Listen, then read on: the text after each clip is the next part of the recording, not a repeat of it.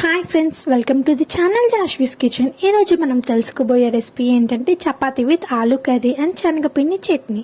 ఈ రెసిపీని simple and ఈజీగా ఎలా చేయాలో చూద్దాం రండి. ముందుగా ఆలూ ఫ్రై కోసం కడాయి పెట్టుకుని అందులో ఆయిల్, ఎండుమిర్చి, పచ్చిమిర్చి అలాగే ఆనియన్స్ వేసుకొని బాగా కలుపుకోవాలి. ఆ తర్వాత అందులోనే జీలకర్ర, ఆవాలు వేసుకొని కూడా బాగా కలుపుకోవాలి.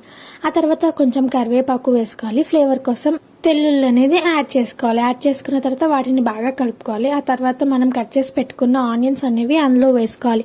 వాటిని కూడా బాగా కలుపుకొని మూత పెట్టుకోవాలి. అవి కొంచెం సేపు తర్వాత మూత తీసి మళ్ళీ కలుపుకోవాలి.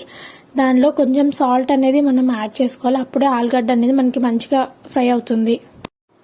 ఆ తర్వాత చపాతీ కోసం మనం చపాతీ పిండిని అనేది ముందుగానే కలిపి పెట్టుకోవాలి. ఆ కలిపి పెట్టుకున్న పిండిని తీసుకొని బాగా పిసుక్కొని తర్వాత ఉండలుగా చేసుకొని ఇలా మనం చపాతీలను పాముకోవాలి. ఆ తర్వాత పెనం అనేది పెట్టుకొని ఆయిల్ని వేడి చేసి ఆ చపాతీలను దాని మీద పెట్టి బాగా ఫ్రై చేసుకోవాలి.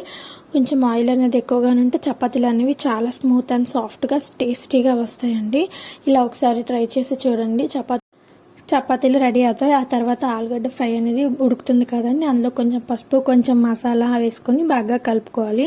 అవి రెండు వేసుకున్న తర్వాత కొంచెం కారం అనేది లాస్ట్లో యాడ్ చేసుకోవాలండి. లాస్ట్లో యాడ్ చేసుకున్న తర్వాత బాగా కలుపుకొని సాల్ట్ని అడ్జస్ట్ చేసుకుంటే మనకి ఆలుగడ్డ కర్రీ అనేది మనకి సింపుల్ అండ్ ఈజీ అండ్ టేస్టీగా రెడీ అయిపోతుందండి. ఒకసారి ఇలా చేయండి, మీకు చాలా చాలా నచ్చుతుంది. మనం chapati and aloo curry ready చేసుకున్నాం కదండి. ఆ తర్వాత శనగపిండి చట్నీ కోసం ఒక బాండీ పెట్టుకొని అందులో ఆయిల్ వేసుకున్న తర్వాత ఆనియన్స్, పచ్చిమిర్చి, జీలకర్ర, ఆవాలు, తెల్లుల్లి వేసుకొని బాగా కలుపుకోవాలి. ఆ తర్వాత కరివేపాకు కూడా వేసుకోవాలి. అందులో కొంచెం ఆలుగడ్డ అనేది యాడ్ చేసుకోవాలి. ఆ తర్వాత ఒక చిన్న టమాటో ముక్కల్ని వేసుకోవాలండి. అవి వేసుకున్న తర్వాత కొంచెం సాల్ట్ వేసుకోవాలి, ఎందుకంటే అవి బాగా ఫ్రై అవ్వాలి కాబట్టి. మూత పెట్టుకుని తీసి కొంచెం బాగా ఫ్రై అయిన తర్వాత అందులో పసుపు, కారం అలాగే కొంచెం మసాలా వేసుకుని బాగా కలుపుకోవాలి. అవి బాగా ఫ్రై అయిన తర్వాత అందులో కొంచెం వాటర్ అనేది యాడ్ చేసుకోవాలి. ఆ వాటర్ కూడా బాగా మరిగిన తర్వాత శనగపిండిని కొంచెం వాటర్లో వేసి ఉండలు లేకుండా కలుపుకొని ఆ మిశ్రమాన్ని ఇందులో వేసుకోవాలి అండి. అలా కొంచెం సేపు తర్వాత చేసుకుంటే మనకి శనగపిండి చట్నీ కూడా రెడీ అవుతుంది.